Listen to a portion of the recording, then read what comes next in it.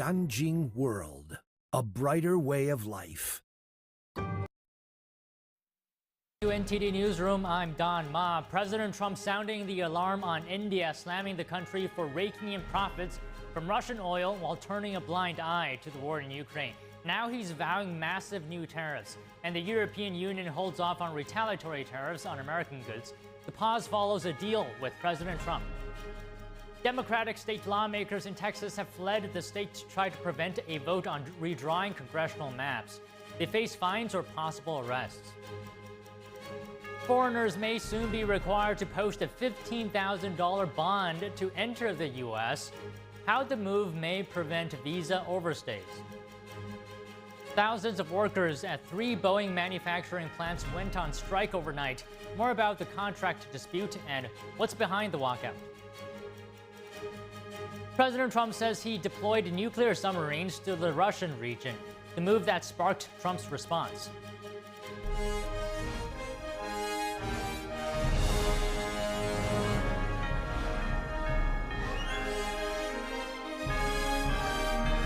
This is NTD Newsroom, live from our global headquarters in New York City. Good afternoon, and thank you so much for joining us today. Tariffs, drug prices, and staffing changes. President Trump addressed a wide range of issues over the weekend while speaking to reporters. Let's now go to NTD's Daniel Manhunt with the key takeaways. President Trump spoke to reporters Sunday before boarding Air Force One in Allentown, Pennsylvania, en route to Washington, D.C. The president said he would announce a candidate to fill an open position at the Federal Reserve in the next couple of days. The Fed said Friday that Governor Adriana Kugler was resigning early from her term. And I think she left because she agreed with me on interest rates, and yet they were on the other side of the ballpark, right? Kugler did not provide a reason for stepping down in her resignation letter. President Trump also said he would announce a new head of the Bureau of Labor Statistics in the near future. Trump fired Erica McIntyre over allegations that she manipulated job data and falsified employment numbers before the 2024 election, allegedly in an effort to boost presidential candidate Kamala Harris's chances of victory. And if you remember, just before the election, this woman came out with these phenomenal numbers on Biden's economy. Phenomenal numbers. And then right after the election, they announced that those numbers were wrong. And that's what they did the other day. So it's a scam, in my opinion. McIntyre responded to her dismissal in a post on social media, calling it an honor of her life to serve as BLS commissioner. She did not immediately return a request for comment by the Epoch Times. A disappointing jobs report was released Friday, which showed only 73,000 jobs added, below the 105,000 expected. Jobs were also sharply revised downward for May and June by nearly 260,000. National Economic Council Director Kevin Hassett reacted on Fox News. I've been following this forever. I've never seen a revision like that. Hassett says the revisions were the largest in 50 years, excluding the COVID years. The Bureau of Labor Statistics said the monthly revisions resulted from additional reports received from businesses and government agencies and from the recalculation of seasonal factors. The fact is that when the data are unreliable, when they keep being revised all over the place, then there are going to be people that wonder if there's a partisan pattern in the data. The National Economic Council Director says with the economy, it's really important to keep your eyes on the horizon. And then the eyes on the horizon are seeing really smooth sailing ahead. We've got 3% GDP growth. Trump also addressed the tariff revenue coming into the country. We have hundreds of billions of dollars pouring into our country now. We should have done this many years ago. The president says the U.S. will pay down its debt. And there could be a distribution or a dividend to the people of our country. I would say for people that would be middle-income people and lower-income people, we could do a dividend. President Trump also addressed drug prices, saying his recent moves to lower them could boost Republicans heading into midterm elections. Well, one of the things they're going to be talking about pretty soon are the tremendous drop in drug prices. You know, we've cut drug prices by 1,200, 1,300, 1,400, 1,500%. Finally, Trade Representative Jamieson Greer said Americans should expect tariff levels to remain where they are, even as some trading partners look to negotiate deals past a key deadline. Daniel Monahan, NTD News. Canada's trade minister says discussions between Prime Minister Mark Carney and President Trump are likely in the coming days. The talks come after the U.S. imposed a 35% tariff on certain Canadian goods Friday. The Canadian cabinet minister told CBS News' Face the Nation that he was encouraged by recent discussions. Washington said Friday's tariff was in response to Canada's failure to stop fentanyl smuggling. Carney says Canada accounts for just 1% of U.S. fentanyl imports. The Prime Minister added that Canada has been working to further reduce the flow of the synthetic opioid. The White House claims fentanyl seizures at the northern border have surpassed the combined seizures of the past 3 years. And Trump says he plans to raise tariffs on India because of its oil trade with Russia. In a Truth Social post this morning, he said India is buying a lot of Russian oil and then selling much of it on the open market to make big profits. Trump added that India doesn't seem to care about the people being killed in Ukraine by Russia. He said because of this, the U.S. will substantially raise the tariffs on India. He didn't explain exactly how much the tariffs would be. Last week, President Trump mentioned a 25% tariff on Indian goods and hinted at more penalties, but gave no details. And this is just in. The European Union will suspend its 2 packages of countermeasures in response to U.S. tariffs. An EU Commission spokesperson said the bloc will hold off for 6 months following a deal with President Trump. Trump's executive order last week set tariffs on most EU goods at 15%. The presidential directive did not include carve-outs for cars, car parts, or liquor.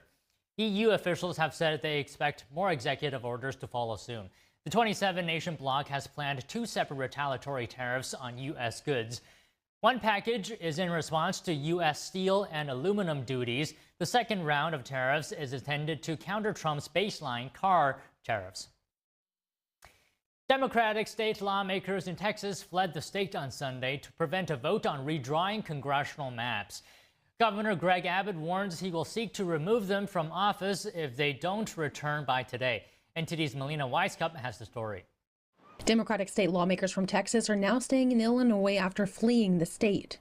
Dozens of lawmakers left Sunday in protest of the Republican bill to redraw the state's congressional maps. The new maps could give Republicans a competing chance in Democrat stronghold districts. We did not make a decision lightly, but we come here today with absolute moral clarity. Texas's Attorney General warned that they could face fines or arrests for leaving. Republican Governor Greg Abbott is giving lawmakers until 3 p.m. Central Time Monday to return, otherwise face removal from office. The governor warned some lawmakers could face felonies for soliciting money to pay for potential fines. He wrote, "I will use my full extradition authority to demand the return to Texas of any potential out-of-state felons." Illinois Governor J.B. Pritzker has said he would protect the lawmakers. And to stand in solidarity with you and send a clear message to all Americans. We will not let power go unchecked, right? Or let your voices and their voices go unheard.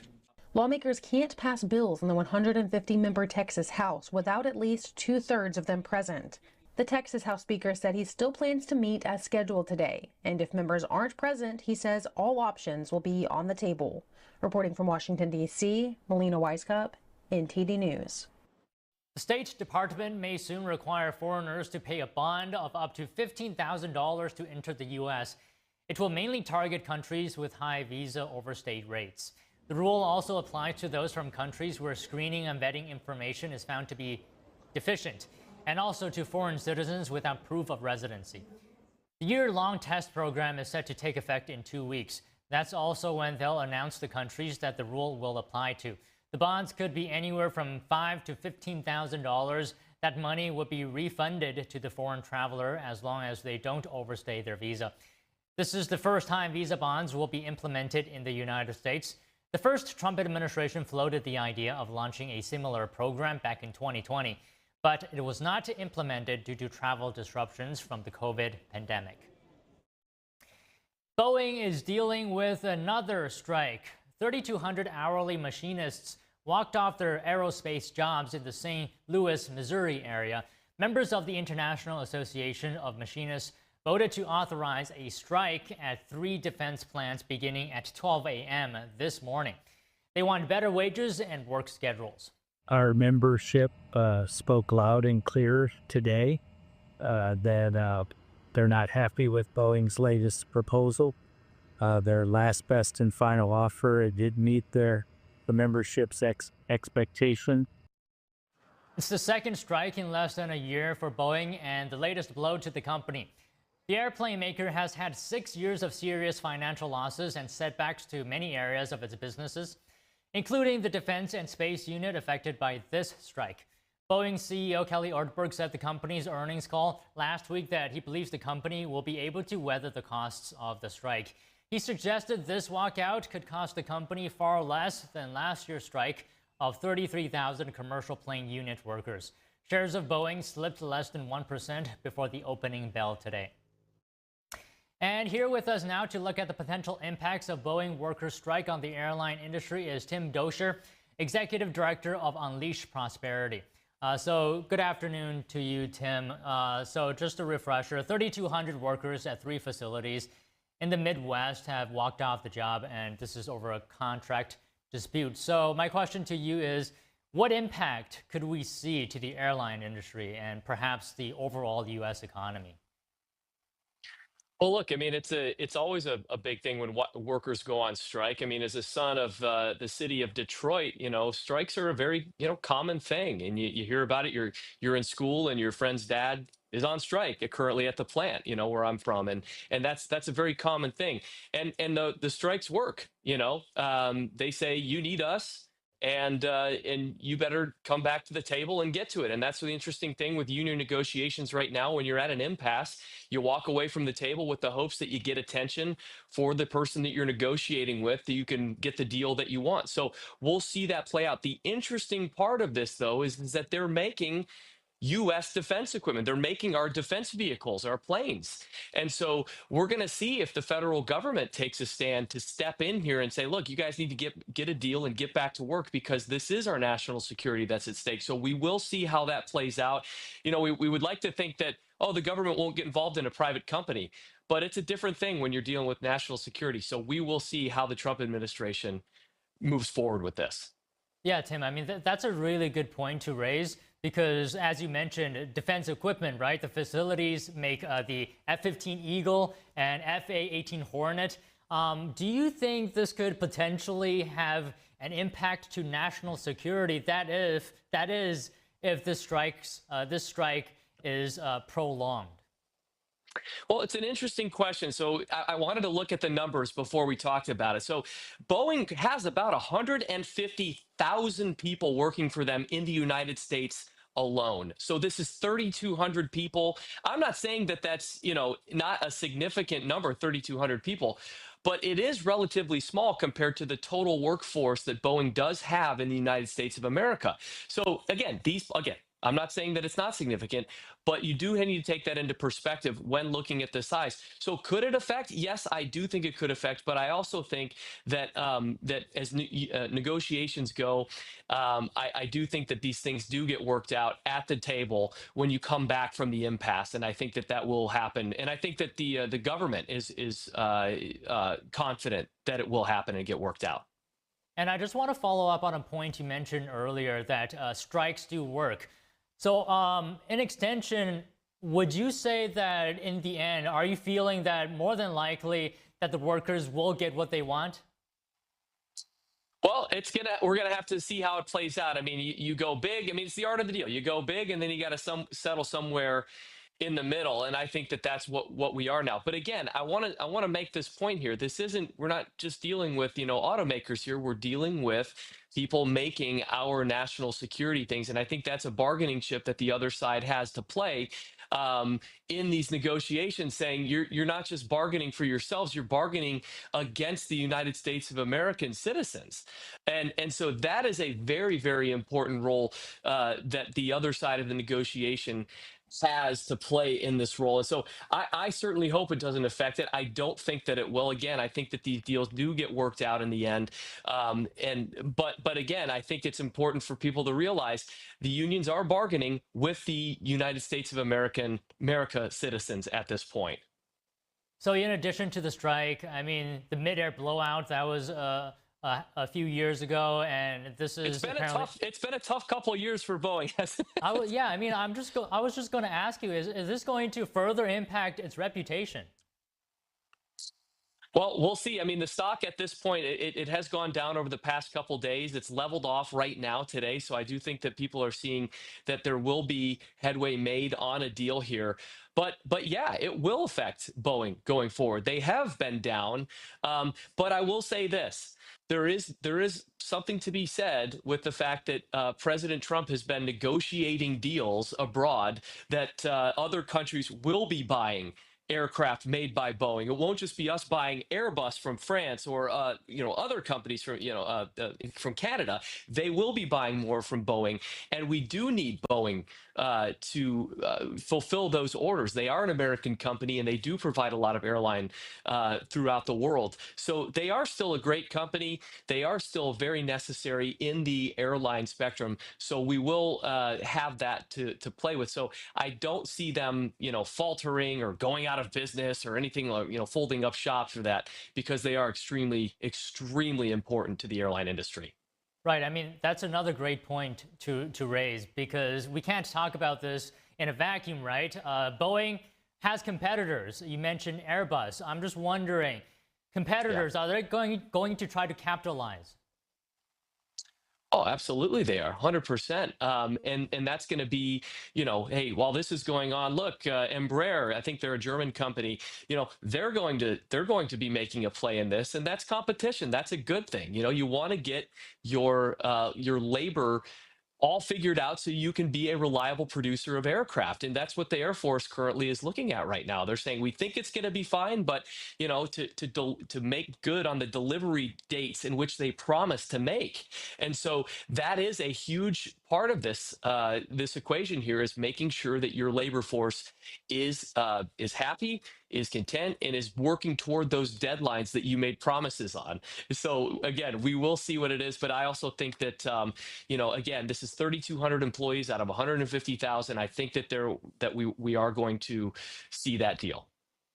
Yeah, I mean, it's a really important situation, but we won't know until it fully plays out by the end. But it seems like Boeing's CEO is pretty optimistic. Yeah, I think we can leave the conversation there for today. Thank you very much, Tim.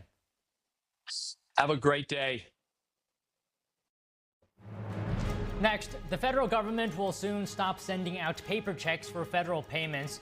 This impacts Social Security beneficiaries. We have that story and more after the break.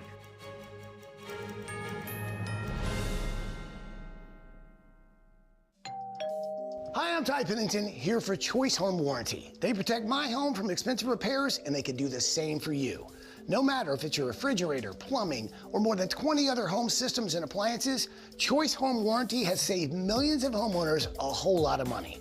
For a low monthly fee, you get their nationwide network of trusted local technicians with plans that cover repairs and replacements done quickly and the right way. No more headaches searching for technicians. No more budget-breaking chaos. Just a peace of mind of having Choice Home Warranty at your service. Call Choice Home Warranty now and save big with their special offer of your first month free and free limited roof coverage. Call now.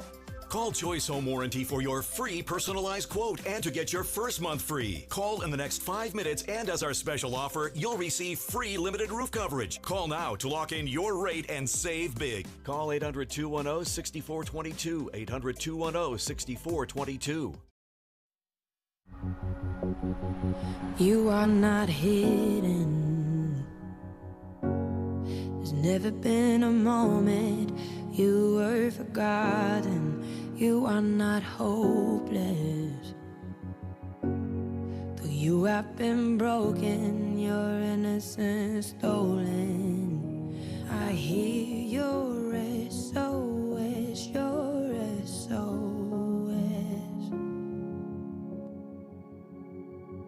I will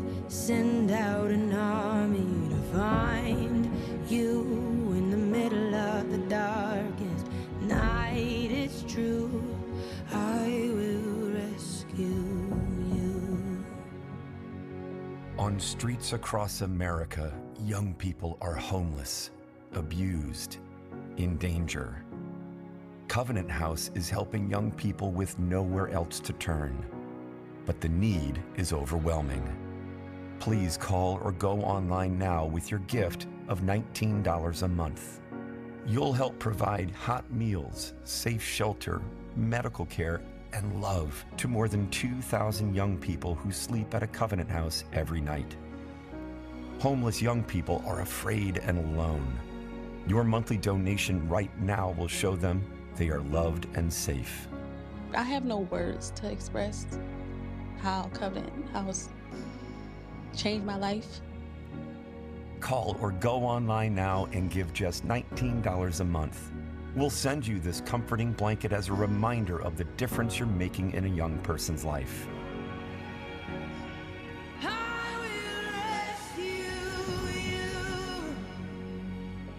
Call or go online now to safeplacetosleep.org.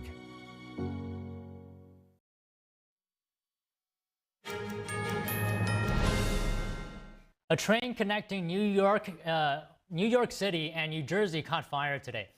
Flames broke out beneath a PATH train, disrupting the Monday morning rush hour. Smoke filled at least one car as passengers evacuated. A short video posted to social media shows smoke inside the train car at a station in New Jersey. Passengers can be heard asking people to open the doors as they eventually disembark. The fire started shortly after 6 a.m. before passengers were evacuated to the platform. 13 people were treated for smoke inhalation at the scene. 9 of them were taken to the hospital for further evaluation. Authorities in Montana are intensifying their search for a man suspected of killing 4 people in a small town bar. U.S. Marshals are now offering a reward as the manhunt enters its 4th day. Here's the latest. The U.S. Marshal Service on Sunday announced a $7,500 reward for any information leading to the arrest of Michael Brown, an ex-soldier accused of gunning down 4 people inside the Owl Bar in Anaconda, Montana. State Attorney General Austin Knudsen visited Anaconda Sunday to meet with investigators and provide a public update, warning residents that Brown is armed, dangerous, and could return to town. Absolutely, there's concerns he might come back into town. By all indications, this is an unstable individual who walked in and murdered 4 people in cold blood for no reason whatsoever. So there absolutely is concern for the public. Again, I'm going to stress, we believe this is an armed and extremely dangerous individual. Investigators say Brown walked into the bar late Friday morning with a rifle, killing the bartender and 3 patrons before fleeing in a stolen pickup truck later recovered by police. Knudsen identified the victims, all local residents, Sunday.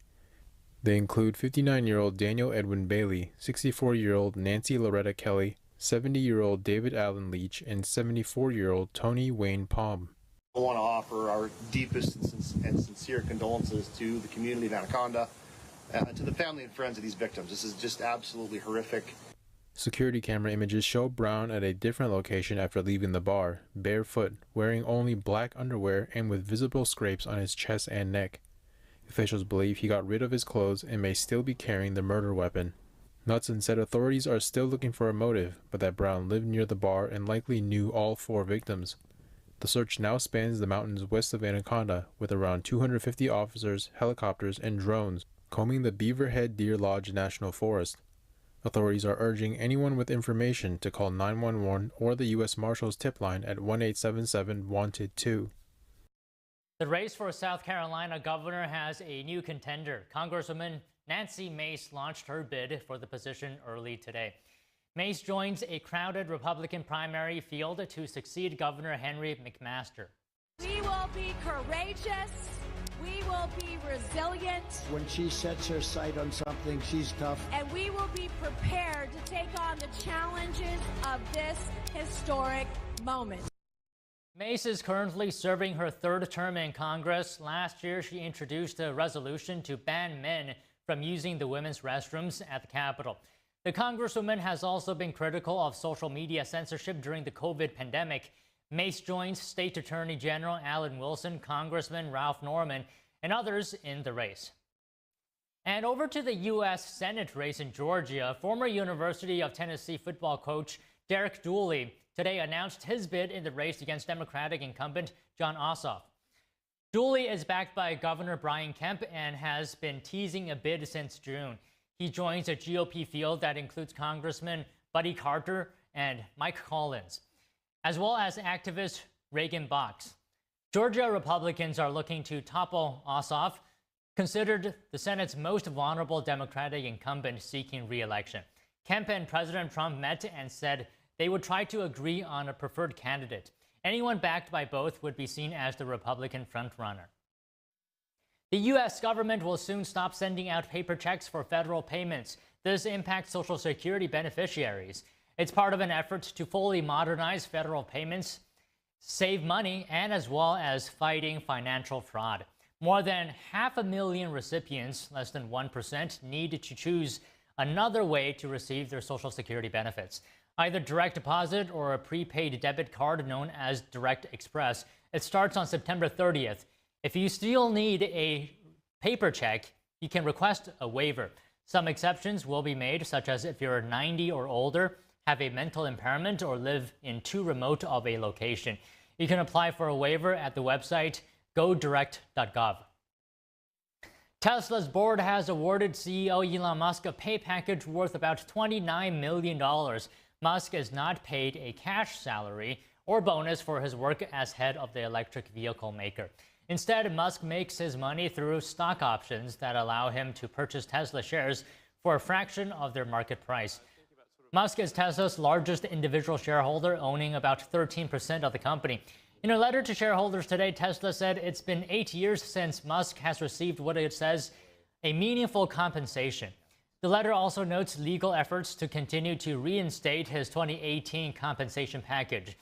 This pay package would give Musk 96 million shares of Tesla, each of which trades at just over $300. Musk would have to pay roughly $23 for each of those shares. Several months ago, a Delaware court rejected for a second time Musk's 2018 performance award following a shareholder lawsuit. Musk is currently appealing the court order. Coming up, what are the impacts of Americans potentially getting dividends from tariff revenue? Will it increase inflation? We discuss with an economist. Stay tuned.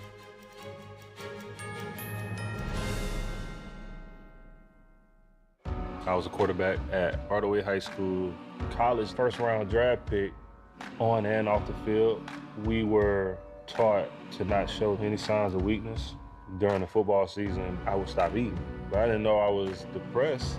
I thought that something was wrong with me. For 20 plus years was physical. We didn't have any education behind what mental health was. I started to learn it starts here first. If this is together, I'll be better as a father, as a man, and as a husband. Put the importance on your mental health. I'm not scared to talk about it anymore. The first tool is therapy. The second one is positive self-talk. And then journaling, putting your thoughts on paper. We have to redefine what being a strong man is and heal, love your mind. Every day, thousands of kids start vaping. And I can't let this happen to my kid. Of course, it's awkward to talk to your kids about the dangers of vaping. Hey, bestie, how sketch is vaping? It's hard to get their attention. Ready? Go. Yes, look at that. You didn't even turn yours over. So if you want to talk to your kids about the dangers of vaping, you have to get it trending. Right, backpack kid? Let's do it. First, invite your kid to do the vape talk. Let's try this. All right. Why is he here? Yeah, I gotta get it trending, honey. Come on. To the left. To the right. Let's go.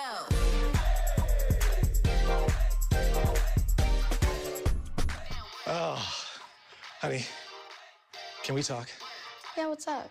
I see a lot of your friends vaping. Visit talkaboutVaping.org for tips on when and how to have the vape talk.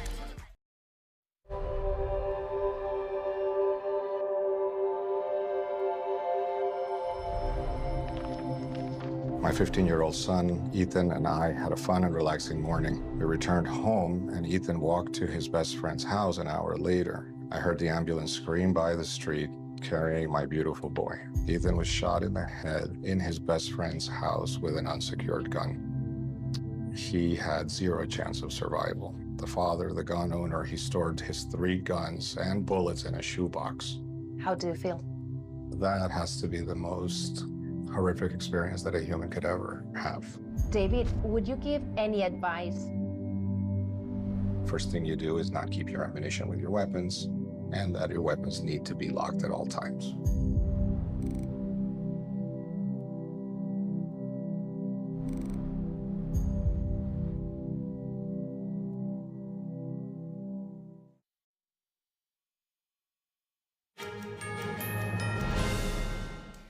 President Trump suggested that Americans could get a cut of the U.S.'s tariff revenue.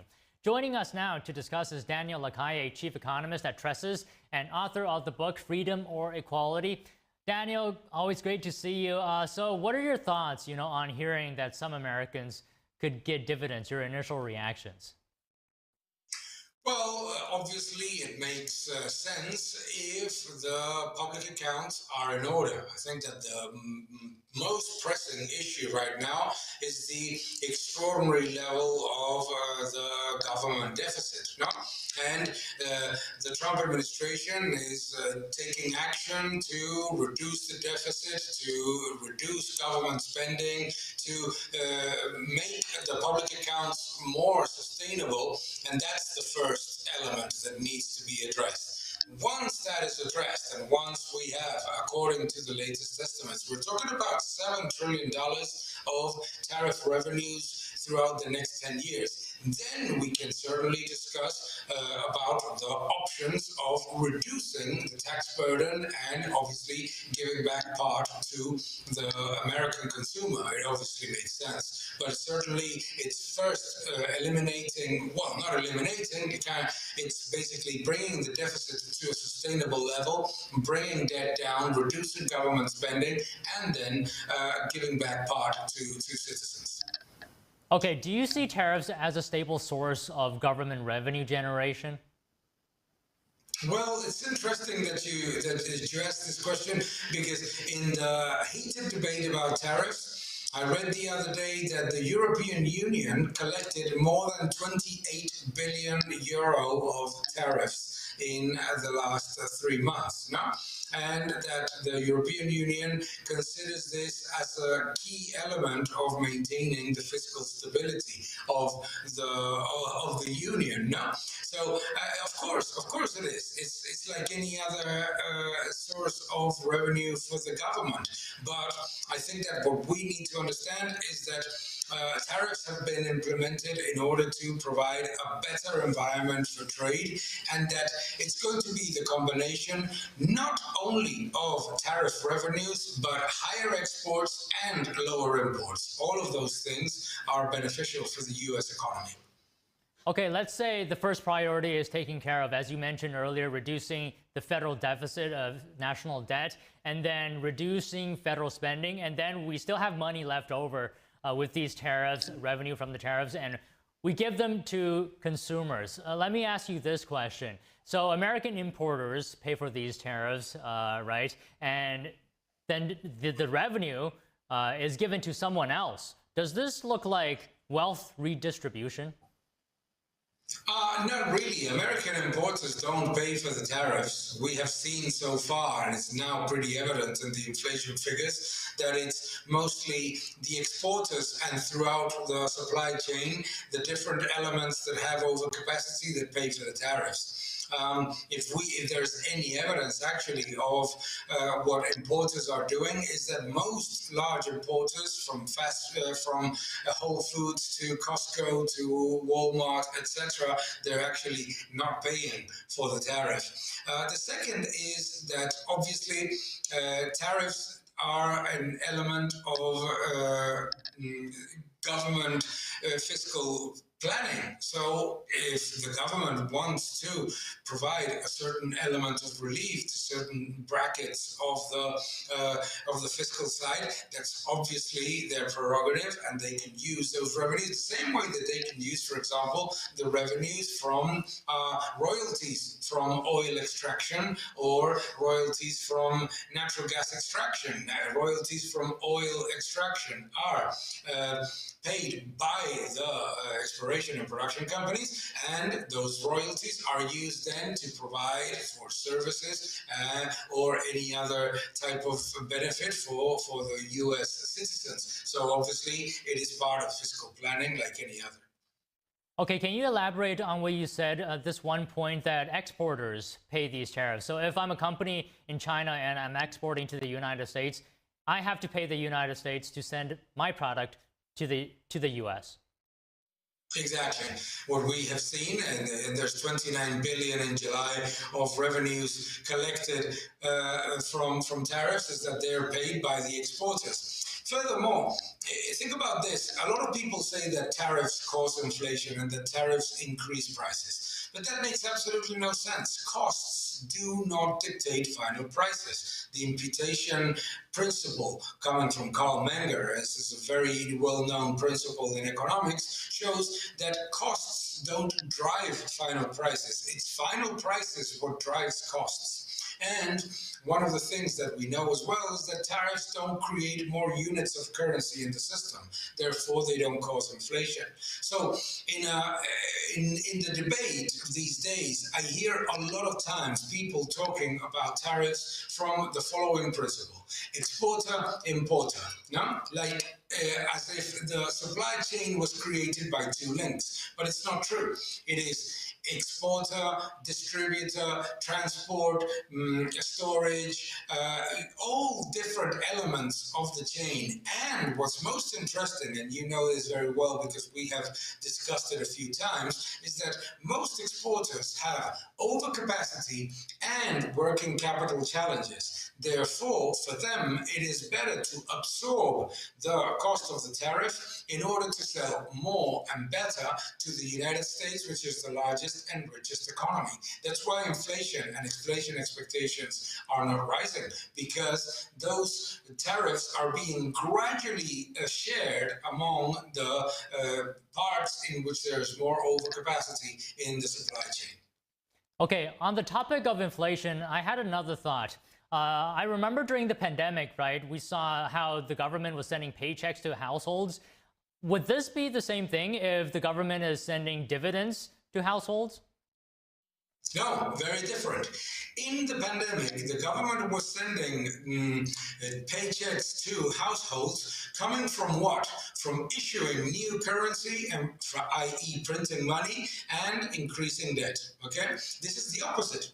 This is, you are receiving revenues, okay, coming from abroad, and those revenues are then distributed to households. So it would be the opposite. It would be not a policy of printing money to give a paycheck, but a policy of not printing money and receiving higher revenues that then are maybe utilized as a paycheck. It's a big difference, because the first one means more units of currency in the system, and that obviously was part of what created the element of inflation that we have seen in the past years. And we have to remind people that inflation is not rising prices. Inflation is the loss of purchasing power of the currency.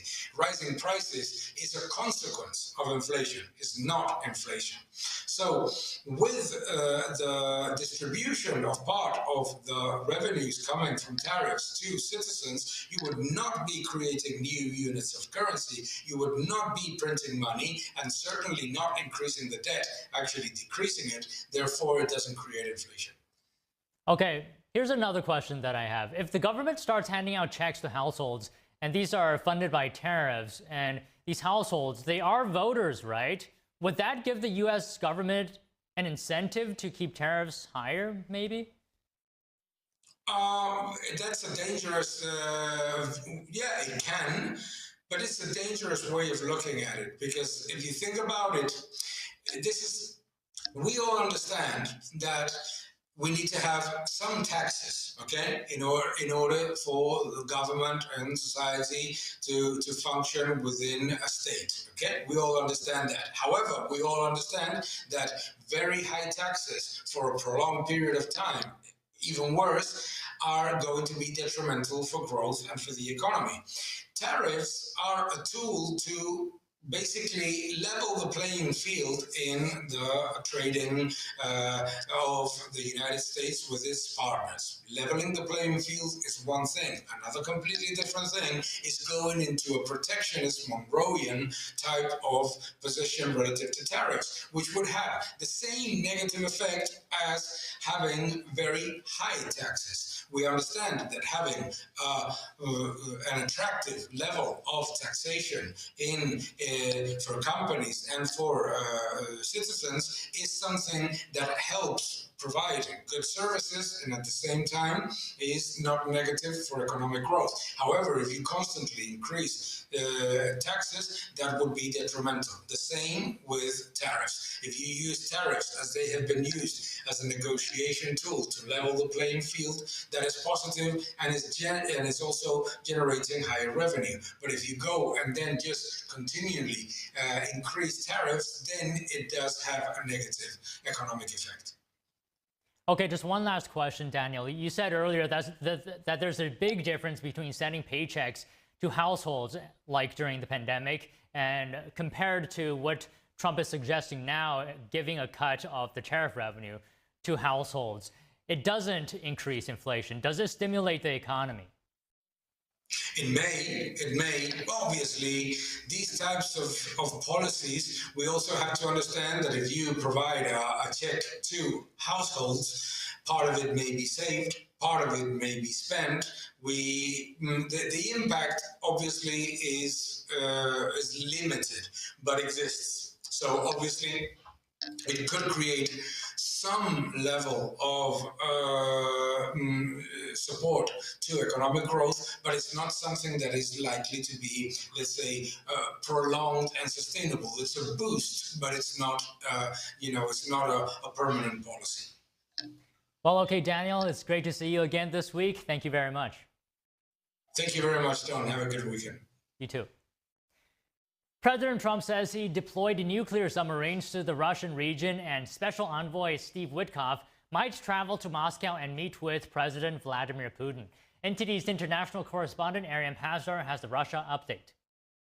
They are in the region, yeah, where they have to be. President Trump says he deployed nuclear submarines to face possible Russian aggression. According to Trump, the submarines are, quote, in the region. The move comes in response to statements by former Russian President Dmitry Medvedev. Last week, Trump imposed a Friday deadline for Russia to end the Ukraine war. Medvedev, who's now the chairman of Russia's Security Council, responded last week, saying each new ultimatum is a threat and a step towards war, not between Russia and Ukraine, but with his own country. If Russia misses the Friday deadline, Trump says he'll impose more sanctions on Moscow and any country doing business with Russia. Well, there'll be sanctions, but they seem to be pretty good at avoiding sanctions. You know, they're wily characters. Russia is now trying to negotiate with the United States. Special Envoy Steve Witkoff might travel to Moscow this week for talks. On Sunday, Trump commented about this week's plans. He may be going, I think next week, Wednesday or Thursday, may be going to Russia. They would like to see him. They've asked that he meet, so we'll see what happens. The Kremlin on Monday said President Vladimir Putin is happy to meet with Witkoff. According to a spokesperson, Moscow considers the contact to be important, substantial, and very useful. Arian Pazdar, NTD News. Ukrainian drones are intercepting Russia's unmanned aircraft, changing the battlefield dynamic more than 3 years into the war. They're an effective, cheaper option for Ukraine as it repels Russian air attacks. NTD's Andrew Thomas has more on their tactics. A Ukrainian drone launches up into the sky. It's on the hunt for Russian drones. A Ukrainian air defense regiment says it has shot down several hundred unmanned Russian aircraft. When we started actively using interceptors against enemy reconnaissance drones, the threat posed by them decreased naturally. Drones are giving Ukraine a much cheaper and readily accessible option. One officer estimates that they cost about a fifth of what an air defense missile does, and they're effective. Before our regiment started using interceptor drones, the enemy used to fly his reconnaissance drones quite deep into Ukrainian-held territory. But because interceptor drones became a real thing, they fly very carefully now. When they dare to fly in deep, the air defense works successfully. Ukrainian military charity foundation Come Back Alive says it supplies interceptors to 90 units. Since the project began a year ago, the organization says its unmanned aircraft have downed over 3,000 Russian drones. Andrew Thomas, NTD News. Israeli Foreign Minister Gideon Sa'ar is heading to New York for a special UN Security Council session. Before leaving, he said he initiated tomorrow's meeting to put a focus on the hostage issue. He was referring to a video recently released by Hamas showing a hostage still held in Gaza. And just a warning, this report potentially includes content that some viewers may find disturbing. We see the dire condition of our starved hostages, yet they still have not seen representatives of the Red Cross, despite this being explicitly agreed upon. Israeli Prime Minister Benjamin Netanyahu said on Sunday he was horrified as he watched the videos of hostages, showing them in deteriorating physical and mental conditions. One video showed Israeli hostage Ivatar David in a Gaza tunnel, saying he was not eating for days and is digging his own grave. Netanyahu added that the videos show what Hamas truly wanted, which is to break Israel. According to Israeli officials, 50 hostages now remain in Gaza, only 20 of whom are believed to be alive.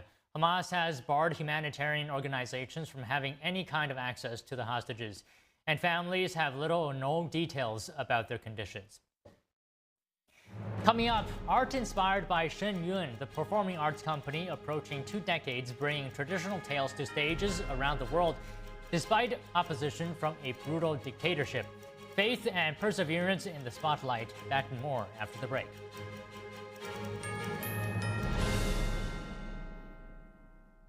What if you could whiten your teeth by simply brushing your teeth? Now you can with Smile Actives, the teeth whitening breakthrough that safely gets your teeth white and keeps them white every day, just by brushing your teeth. I never thought that whitening my teeth could be so easy. I just put the gel on the brush, the toothpaste on it, brush, and I can see my white teeth. Simply add Smile Actives to any toothpaste and our patented PolyClean technology activates into a powerful microfoam that penetrates into the enamel surface to safely lift and remove stains. You need a simple way to whiten your teeth.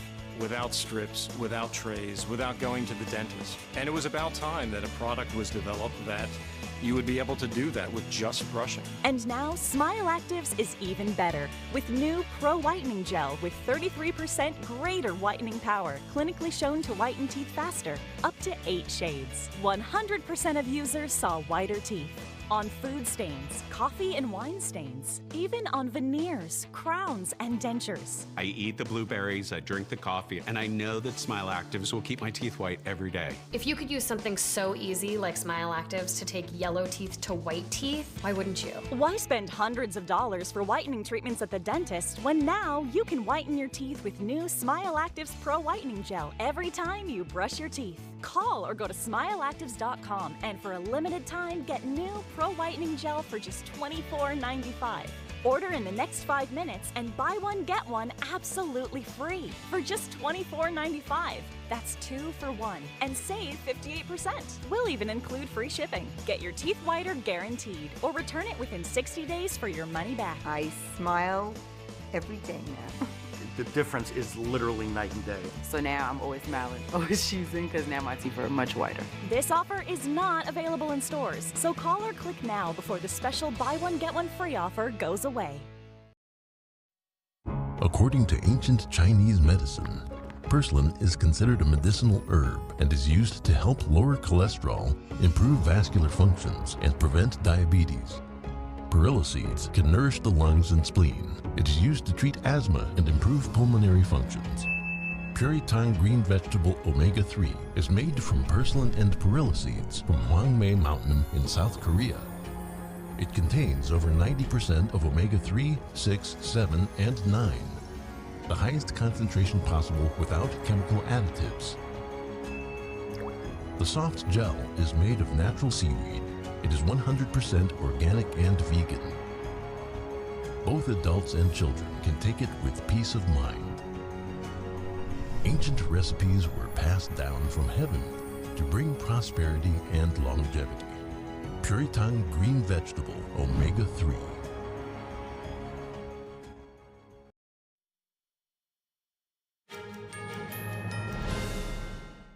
Next, it's a story with the weight of legend. A once small performing arts company battling through hell and high water for nearly 2 decades, standing up to the world's largest dictatorship all in the name of bringing light, beauty, and tradition to the global stage.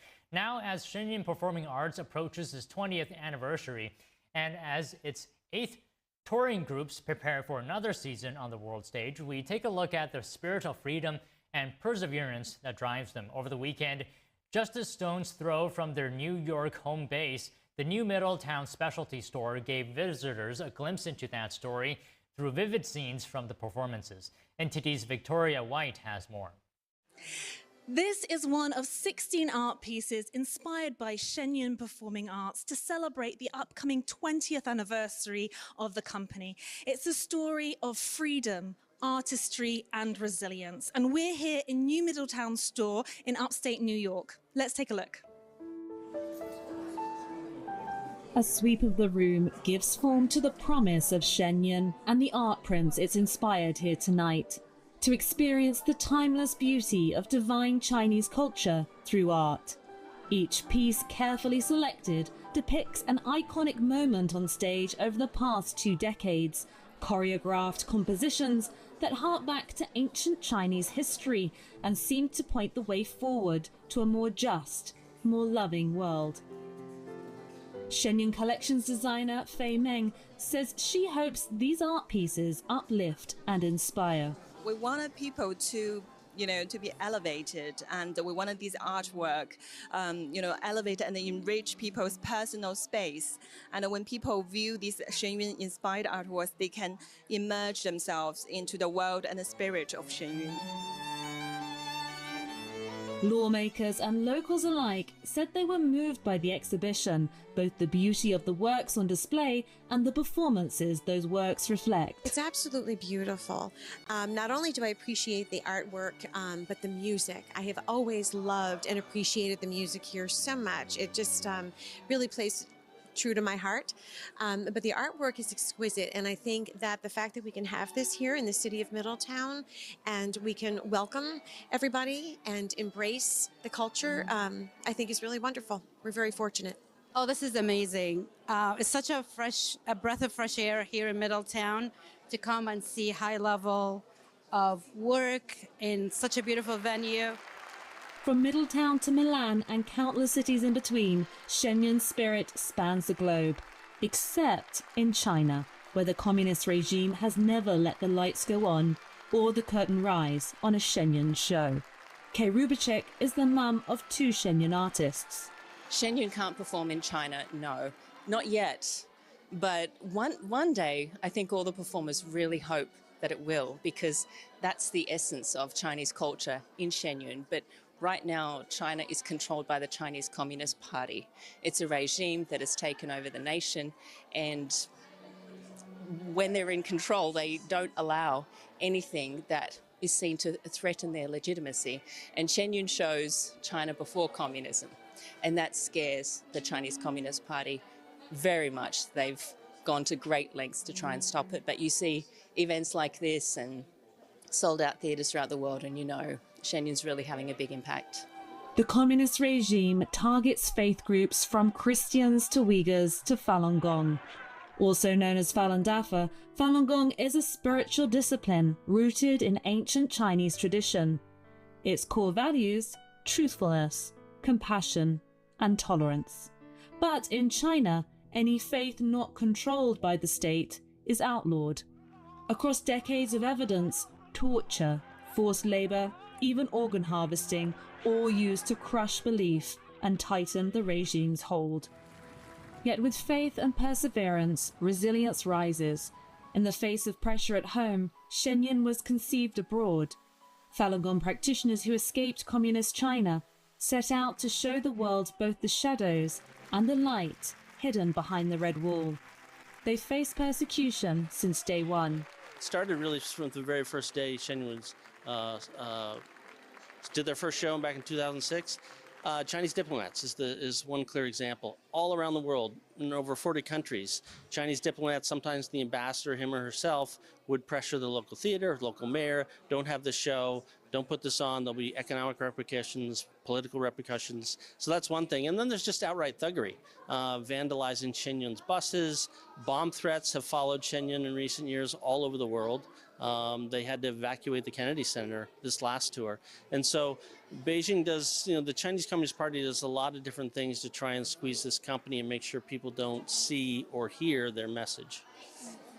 And today, obviously, this is this art gallery. What is it like to see Shen Yun depicted in these pieces of art today?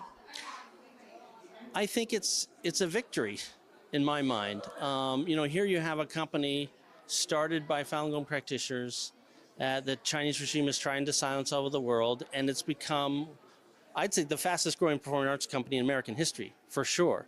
And it's something that's resonating all over the world. And I think a lot of these artworks are a testament to the fact that, no matter what the Chinese regime tries to do to this company, people are loving it. They love the message. They love the artistry. And so I think this is a testament to all that. And obviously, Shen Yun Performing Arts is reviving traditional Chinese culture, but I do feel it's an American story too. As an American, would you say that? How do you feel about that? Oh yeah, I think this rivals the story of Hewlett-Packard and all the great startups that we've had.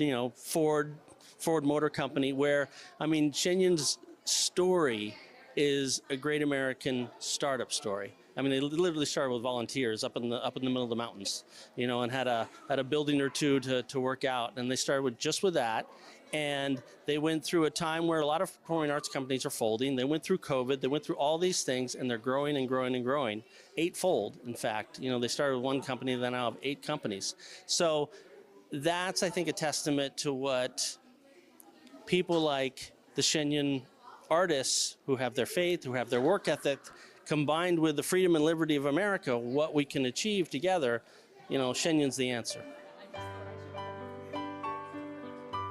It's a victory we share, the triumph of freedom, of hope, of faith. From frame to stage, the story endures. 20 years on, and it's still just the beginning. The art gallery will be open until August 5th, and Shen Yun Collections will be hosting more upcoming product launches and events in the run-up to Shen Yun's 20th anniversary. Victoria White, NTD News, Middletown. The prints will be soon available worldwide through Shen Yun Creations online collection. And up next, President Trump fires the labor statistics chief, blaming her for manipulating the job numbers. What is the degree of independence of the Bureau of Labor Statistics, and how insulated is the BLS from political influence? We discuss this with an analyst after the break here on NTD News.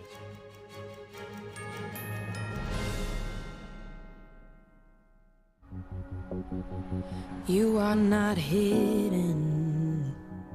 There's never been a moment you were forgotten. You are not hopeless. Though you have been broken, your innocence stolen. I hear your SOS, your SOS.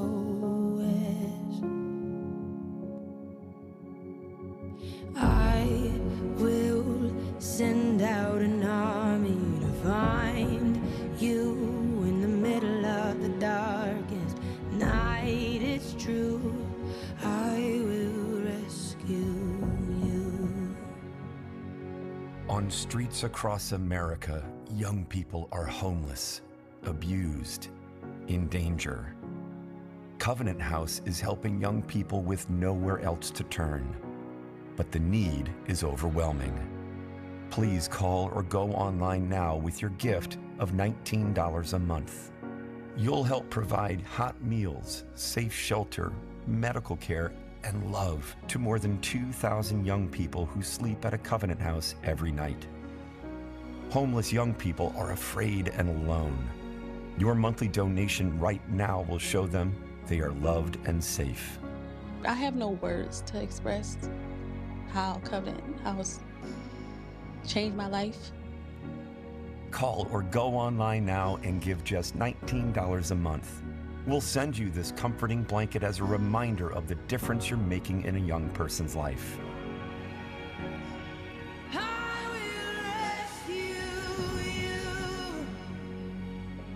Call or go online now to safeplacetosleep.org. My mom and dad were traditional Asian parents. Now my father would go to work before I woke up in the morning, and then he would